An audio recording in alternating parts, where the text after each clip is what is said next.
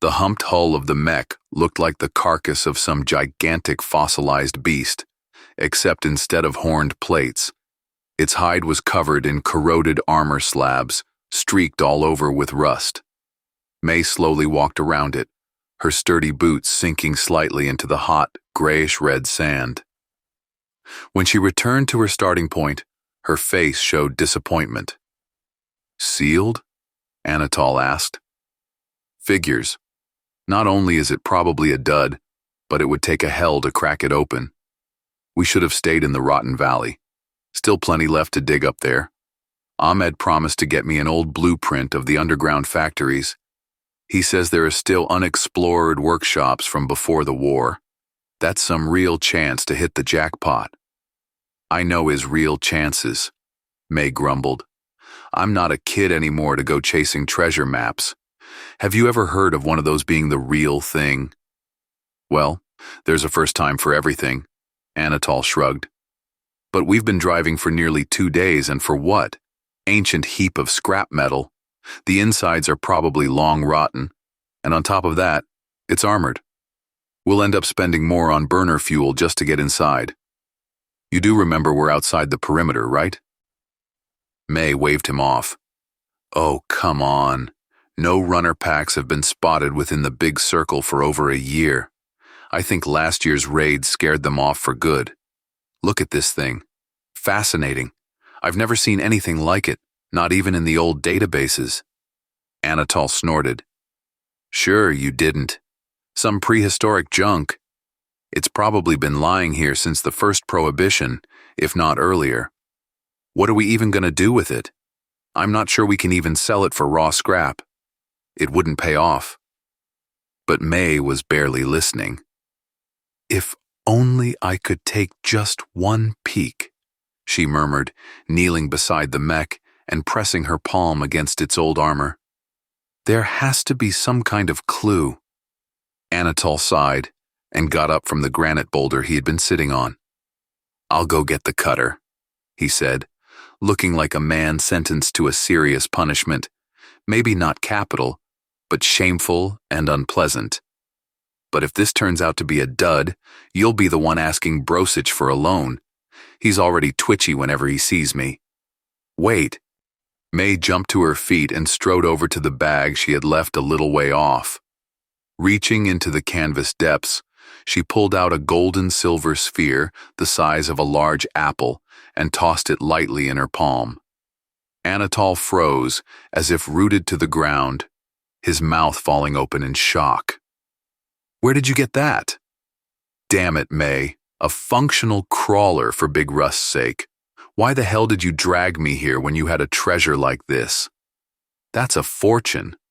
We could pay off Brosich, hope the sun will fry Bloodsucker's bald head, and still have enough left for the skimmer repairs, new tools, rent for a whole year, and—" He trailed off, unable to squeeze out another word.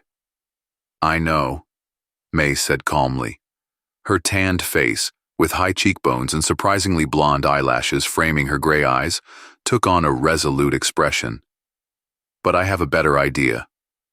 Still holding the sphere in her palm, she took a few steps back toward the ancient mech. "Stop!" If Anatol's eyes had been wide with astonishment before, now they looked ready to pop out of their sockets. "Are you seriously planning to use the crawler right now? On this thing? What if its battery dies? Do you even know how much a new one costs?" "May, I'm begging you, don't be reckless. Think this through. Let's just go home and sell the crawler to someone who would give a proper price. That's an insane amount of money. This heap of junk is not worth wasting it on." But May did not heed his exhortations. Gripping the golden sphere tightly so that some sharp edge painfully dug into her palm, May swung back and hurled it with all her might at the side of the ancient mech. The sphere gleamed in the scorching sunlight, unfolding mid-flight into a long ribbon of living gold. Upon touching the mech's surface, it froze for a second, then moved across the corroded armor like a mythical jeweled centipede, exploring every seam, every dent, and every sealed-off hatch or port. Long ago, during the Great Purge, the Orbiters manufactured these crawlers by the thousands, if not tens of thousands, in their cyber factories. These ingenious devices were designed to seek out weak points in the abandoned cybernetic war machines that littered the battlefields of the Great War, or lay stored in Alliance vaults, human hegemony warehouses, or the underground bases of various independent guerrilla and terrorist factions. Not that the Orbiters worried about the fates of those left behind down at the bottom of the gravity well, a phrase they found too cumbersome, simply calling it the bottom. In short, the Orbiters couldn't have cared less about those who remained on Earth. They likely wouldn't have even blinked an eye if all the dormant war mechs suddenly awoke and resumed the methodical extermination they had started during the Great War. But Orbiters were interested in pre-war technology and materials, and to get their hands on them, they first needed to find a way to breach the sealed mechs and disable their security systems. And the crawlers were perfect for the job. Then, the number of more or less recyclable mechs dropped to a commercially unprofitable level, and the Orbitals retreated back to their ring cities. Crawlers became rare, almost legendary. Their value far exceeded that of a simple mech opening device, going from being an important technology to a unique antique. Especially since getting a new crawler, or at least recharging its batteries, was nearly impossible without access to orbital technology. What Mech had done now, in the eyes of any bottom dweller, was like sticking some ancient masterpieces of painting into a stove for heating. Wasting a crawler on a rotten mech. Anatol was still struggling to recover from disappointment. Have you gone off the handle or what? Wasting such a treasure. Where did you even get it? Mech shrugged, watching as a sleek, living strip of metal slithered across the mech's surface. So far, it hadn't succeeded, but the crawler would inevitably find a way inside. They always did. That orbiter shouldn't have drunk so much in an unfamiliar place. It was his own fault, she said. The crawler twisted and burrowed into the dry, hot sand. The entry points could very well be in the part that had sunk deep beneath the dune's surface. Mech looked up. Hey, is it just me? Or does it feel like the dust is getting thicker? She said, reaching for the respirator hanging on her chest. Oh shit, Anatol said. Did you rob an orbiter? Mech, have you completely lost it? Do you have any idea what will happen if they track you down? They'll turn all of Wastes upside down. Do you remember what happened when Farhad's goons mugged that tourist in the 6th camp? Cool it, Mech said, tossing her head carelessly. Her stiff red curls tumbled over her shoulders. They did that tourist like no one cares, in broad daylight and in the middle of the town square. And they roughed him up good, too. The guy was lucky to survive that one. As for my pup, he got himself completely wasted at Zun's joint, so his buddies had to literally drag him back to their rooms. No idea why the hell he took a bag with a crawler with him when he went to sample Zun's hellish brew, but I'm not surprised he ended up leaving it under the table.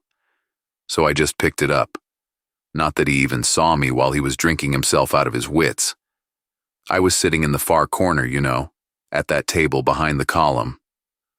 She sneezed a few times and grimaced. Listen, something's definitely kicking up dust from somewhere. Feel it? Anatol took a deep breath and coughed.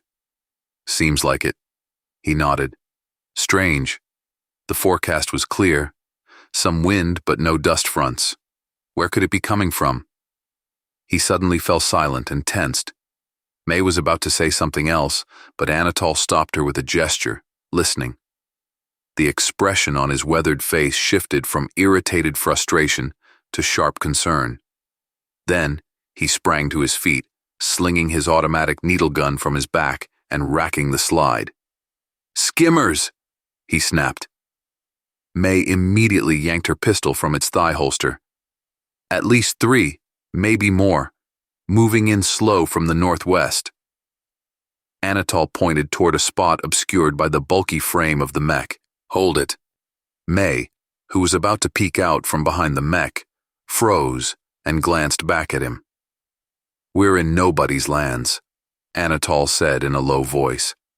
By now, even May could clearly hear the low hum of engines beneath his words. Her hearing wasn't as trained as Anatol's, but even she could tell from the sound that there was more than one skimmer. "In theory, this abandoned mech has been lying here for who knows how many years," Anatol continued, "which means no one ever was interested in it.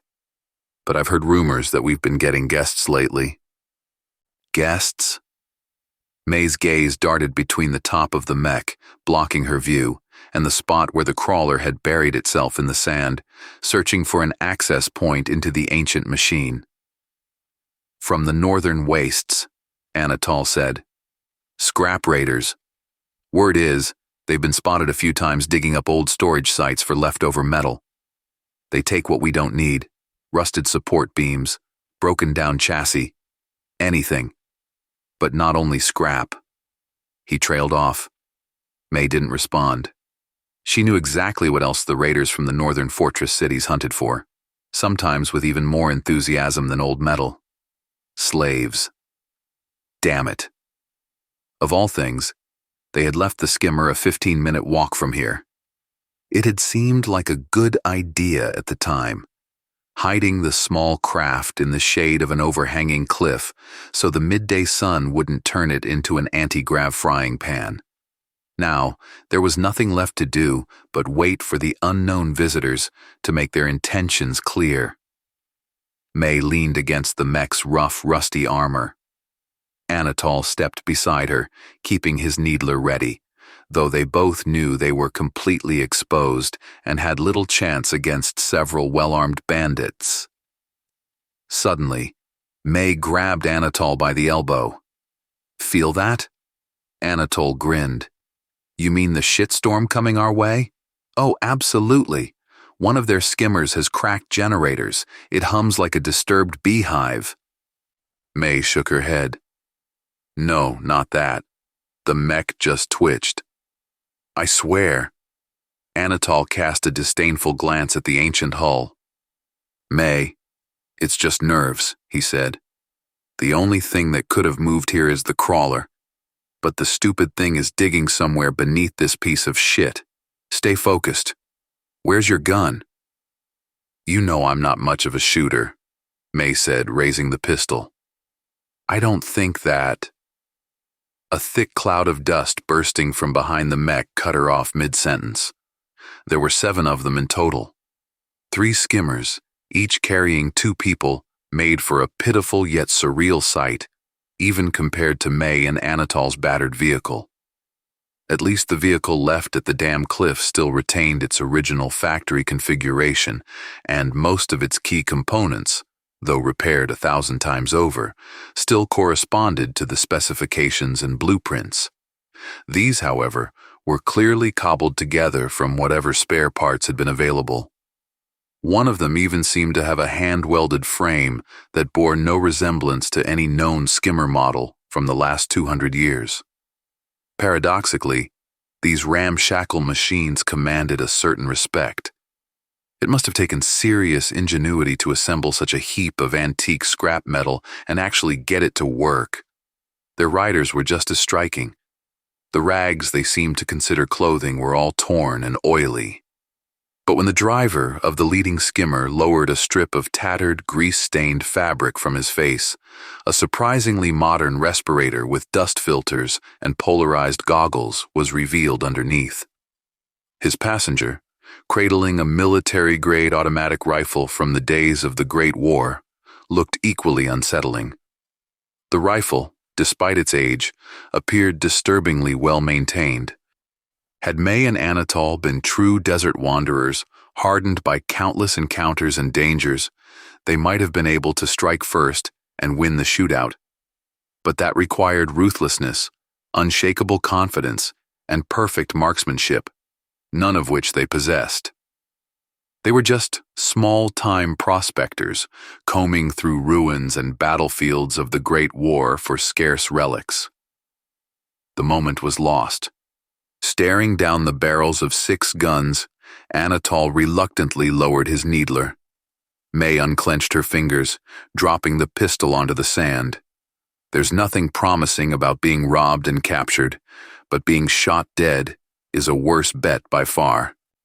They both expected the raider from the front skimmer, clearly the gang's leader, to speak first. But instead, another skimmer silently and smoothly glided past him. This one was in a completely different league. It was covered in dust, like the others, but beneath the grime, its panels shimmered with a dull metallic sheen and matte superplastic, barely scratched by the desert grit. The carefully designed aerodynamics of its elegant frame only heightened the sense of its stark contrast to this god-forsaken wasteland. And then there was the skimmer's driver. Tall, almost a head taller than any borderland or wasteland native. He was so thin that he resembled the rusting wind turbines that dotted every settlement. He wasn't clad in a pile of greasy rags, like his companions. Instead, he wore a well-fitted, moisture-retaining suit of synthetic fabric reinforced with armor plates on the chest, arms, and legs. His head was concealed by a sleek helmet with a mirrored visor seamlessly integrated into the suit's collar. Orbiter. May caught Anatol's desperate glance, but barely shook her head. Better to stay quiet until their uninvited guests made their intentions clear. Still, she was just as shocked as her friend. An orbiter working with raiders? May had never heard of the orbiters and northern scavengers sharing anything but sheer hatred. What the hell was going on? How had he gotten involved with them? Orbiter pulled an energy pistol from a special niche in the skimmer's hull and took a couple steps forward. The compact and sleek weapon looked almost toy-like, but May knew it had more destructive power than both her and Anatol's needle guns and all the ancient raiders' guns combined. Orbiter pressed a button on a small wrist terminal. The visor mirror detached and retracted into the collar, followed by the rest of the helmet. May's jaw dropped open. "Hello, May," the orbiter said. "I see you found a suitable target for my crawler." It was the drunken orbiter from the bar. May could almost feel Anatol's gaze burning into her, but she couldn't move. How had she miscalculated so badly? How had the orbiter found them? And how did he know her name? "Did you really think I lost my crawler by accident?" the orbiter asked. His voice carried the same strange, drawn-out accent common among orbiters who rarely visited the bottom. "Not only does your local booze taste disgusting, the hangover from it could kill a planet. Why would I ever let myself get drunk on it?" "But what else would you expect from us foolish orbiters, right, May? Only you, bottom rats, know how to truly deceive. Isn't that what you've always believed?" May's mind raced, rearranging the pieces of information. The orbiter seemed utterly wasted in the bar, but she hadn't paid close attention after his 8th shot. He had been loud, singing songs, laughing obnoxiously, acting like any drunken idiot. But the bar was dim, and she had never really looked at his face. She had heard of special pills some orbiters used. 1 dose, and they could down tons of liquor without getting drunk. But most didn't bother since they only visited places like Zuns to get exactly the opposite outcome. Apparently, binge drinking wasn't in vogue up there in the ring cities. She tried to recall his companions, the ones who had dragged him away, supposedly unconscious. Tall and skinny. Yes, but how tall? In the dim bar lighting, orbiters usually dressed to blend in, and there was no reason to wear moisture suits outside the waists. Unbothered by May and Anatol's stunned silence, the orbital stepped up to the mech and placed a long, gloved hand on its ancient armor. "But in one thing, I could count on you," he said. "You're just another cheap thief, like all you bottom punks. But these guys..." He gestured toward the raiders, who were watching the scene with detached menace. "At least don't pretend to be something they're not. They're ugly, stupid, and greedy, and they know it. That's why they can be reasoned with. And so, I made a deal. I get what I came to the bottom for, he patted the mech's plating, in exchange for a modest contribution, and you two as a bonus prize. Why all the trouble? Anatol asked suddenly, startling May. Couldn't you find this rusty pile and shove your damn crawler in it yourself? And why the hell do you even want this junk? The orbiter crouched beside the mech, brushing away dust and small stones from its partially buried frame. In that position, with his lanky build, he resembled a humanoid insect. Savages, he muttered. Barbarians. You've degraded so much, grown so dumb from your meaningless lives, that you don't even realize what this is. He turned to May and Anatol. You think this is just a pile of military scrap metal? Orbiter sneered, making a whistling noise through clenched teeth. Any local in his place would have spat to the side, but the habit of spitting had long since disappeared in the orbital cities. Idiots. I've been searching for this prototype for years. You have no idea what I went through for this, what it cost me. And now that I've finally found it, I can go home. I'll make those arrogant bastards acknowledge me, accept me as their equal. May was struck by the storm of emotions in his voice. Triumph, malice, despair, hatred, and much more she didn't have time, nor the desire, to think about.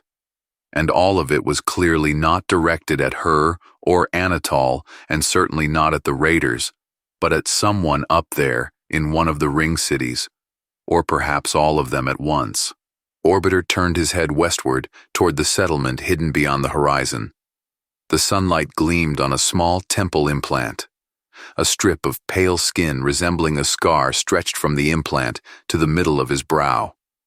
I must admit, there is one thing you do remarkably well, the orbiter said.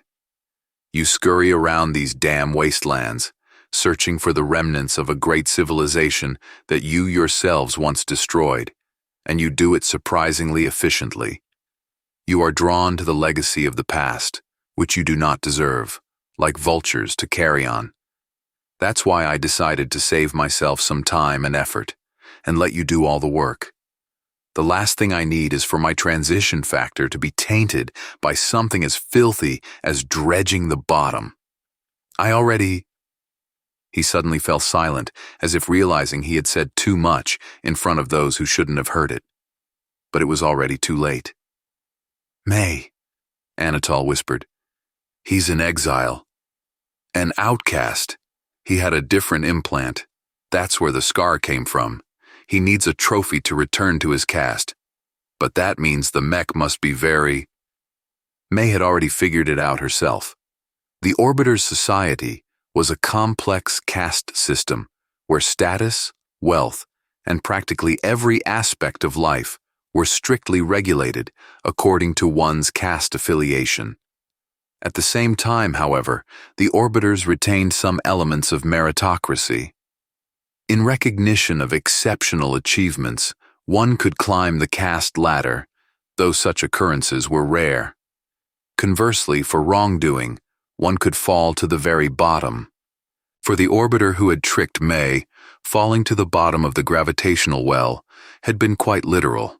The orbiters loved technocratic slang, which is why the evaluation document package, including the full biography of the applicant, their merits and transgressions, and the grounds for changing their caste affiliation, was referred to as the transition factor. And if the orbiter was counting on this mech as the core part of his transition factor, that meant the mech had to be something far more than just an old, useless pile of scrap metal. Amusing, the orbiter said, gazing somewhere beyond the horizon. I never thought it possible, but I actually starting to like you. Such persistent little creatures. I'll ask for kinder masters to be found for you. They say that in some northern fortresses, slaves are even allowed to mate at will and keep some of their offspring. He smirked and looked at May. Maybe I'll even visit you sometime. bring you some candy or something. But first, my factor. As soon as my crawler activates the prototype's control core. The orbiter's eyes gleamed feverishly. It seemed he was struggling to find the right words. May had the strange feeling that something was wrong with his head. The loss of status and exile from his home city clearly hadn't done him any good. And really, where did he even get the idea that this ancient mech was some kind of unique prototype? Plenty of them were still lying around the wastelands. For the most part, even the scrap raiders avoided them. Too much hassle for too little payoff.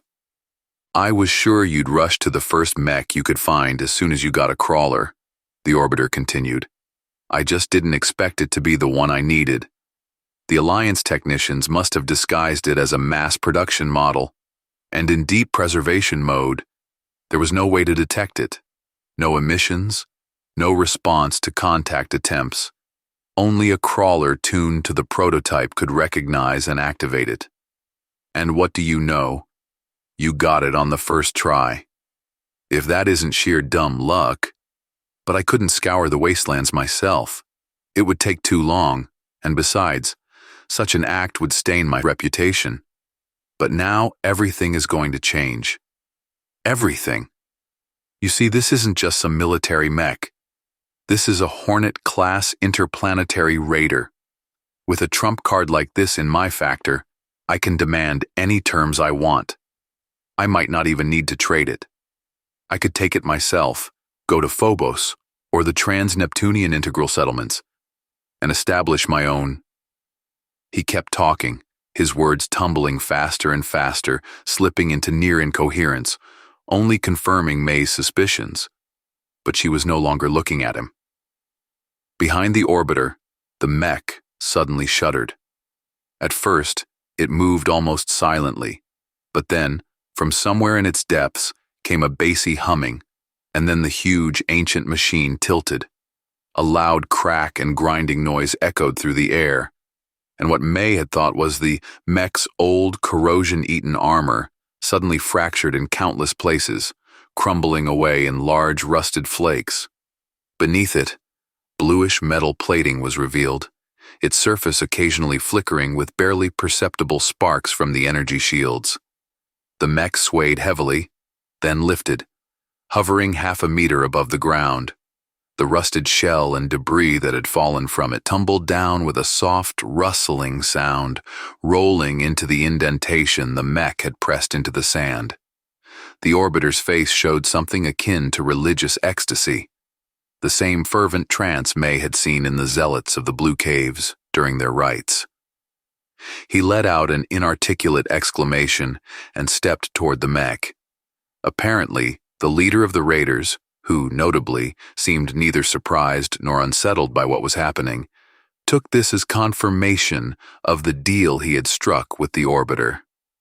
He gave a nod to two of his men, who once again leveled their weapons at Anatol and May, as during the orbiter's monologue they had lowered them, waiting to see how the scene would unfold. Then, without hesitation, the raider leader strode toward May, seized her by the elbow, and pulled her toward the raider's skimmers. There was almost no sound, just a faint hiss at the very edge of human hearing. The flash was so brief that had May blinked at that moment, she would have missed it entirely. The raider released May's hand and collapsed, his face slamming into the hot sand. A black hole smoldered in the back of his head. May, in horror, realized that if she bent down to the dead man, she would be able to look straight through the hole burned through his skull.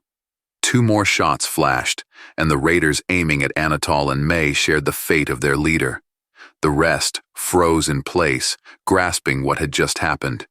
One tried to raise his weapon, but fell off the skimmer without finishing the motion. The surviving raiders, wasting no time, turned their skimmers and sped off, fleeing from the mysterious deadly device. May almost expected the mech to finish them all, but the battle robot didn't shoot the retreating figures. Soon, the skimmers became dark dots, vanishing in the heat haze over the horizon. Such power, such beauty, the orbiter said with awe in his voice, his gaze never leaving the mech. Mei glanced at the bodies and shuddered. Beauty? You're lucky, the orbiter said, looking around. It seems my deal with, let's call them contractors, has been annulled by Vis Major. And now? Mei asked. What happens to us? The orbiter shrugged. Why would I care? He said. It's way below my interest. You'll probably crawl back into your filthy hole from where you'll continue to make raids for rotten garbage. I got what I wanted. Your pitiful lives are your problem.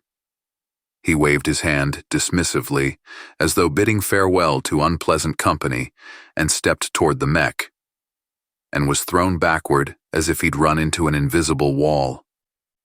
A confused expression appeared on the orbiter's face.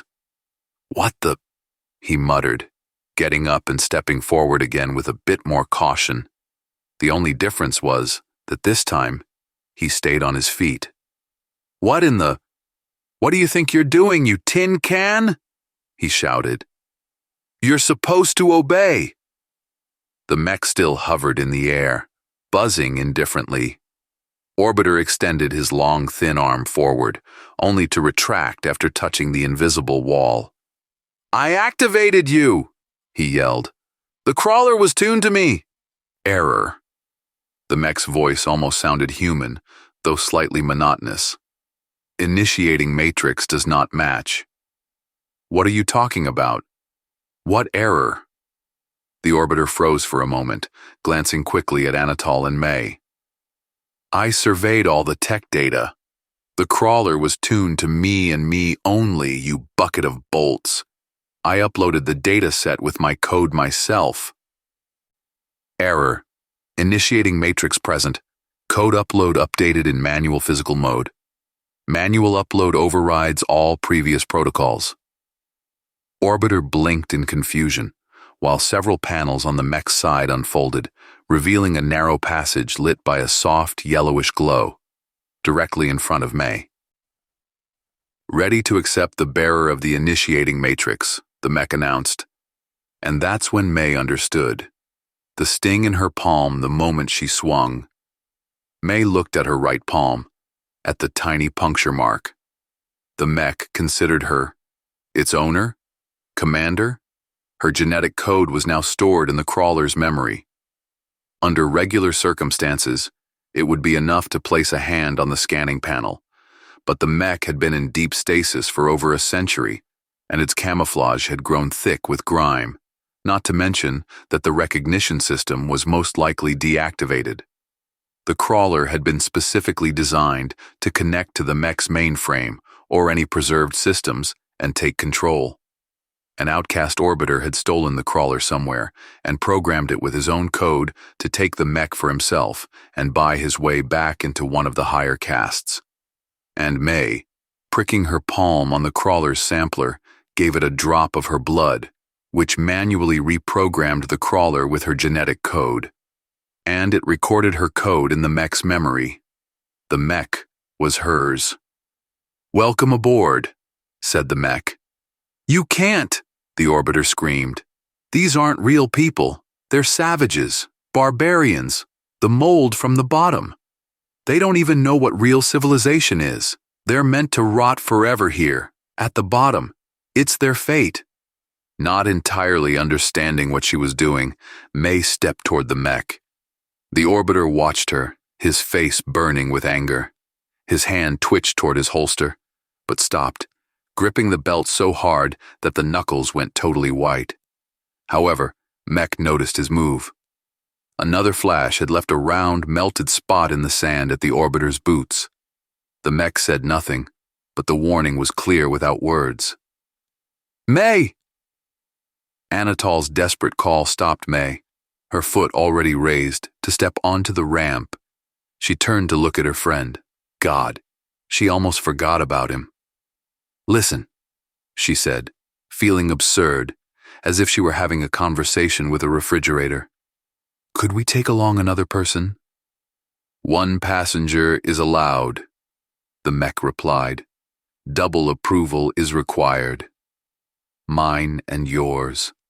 May understood. Clearly, the mech didn't want to let the hostile orbiter aboard and was letting her know that she wouldn't be allowed to invite people at random. I mean him, she pointed at Anatol.